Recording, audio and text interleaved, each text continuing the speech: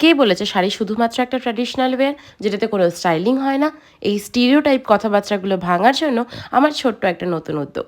নমস্কার, আমি সোনাম। নতুন আর একটা ব্লগে আপনাদেরকে অনেক অনেক স্বাগত। লাস্ট শাড়ি স্টাইলিংগুলো আপনারা দেখেছেন কিনা জানি না, দেখলেই বুঝতে পারবেন শাড়ি কিভাবে স্টাইল করলে কতটা সুন্দর হয়ে ওঠে। শুধুমাত্র আগেকার দিনের মা কাকিমারা পরতের জন্য পরা নয়, শাড়িটাকে একটা স্টাইল হিসাবে ধরুন, দেখবেন শাড়ি পরতে আরও বেশি ভালো লাগবে। আজকে আমি একটা ইন্ডিগো চান্দেরি সিল্ক স্টাইলিং করে দেখাবো। যদিও বা আমি স্টাইলিংগুলো সব অক্সিডাইজ জুয়েলারিতে করছি, কিন্তু পরের পার্টে অবশ্যই দেখাবো কিভাবে মাটি জুয়েলারি দিয়ে আমি ইন্ডিগো শাড়িটা স্টাইলিং করেছি।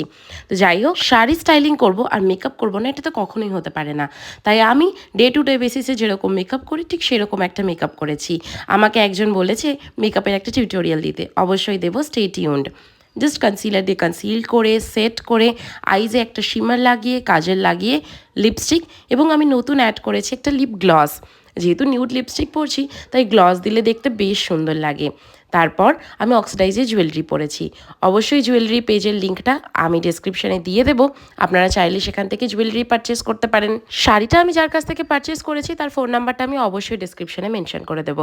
চাইলেই আপনারা ওনার থেকে অথেন্টিক শাড়ি নিয়ে নিতে পারেন। উনি খুব কম স্টকে রাখেন, কিন্তু খুবই ভালো শাড়ি রাখেন। এই যে সবাই বলে শাড়ি নাকি শুধুমাত্র মা কাকিমাদের পোশাক, একেবারেই নয়।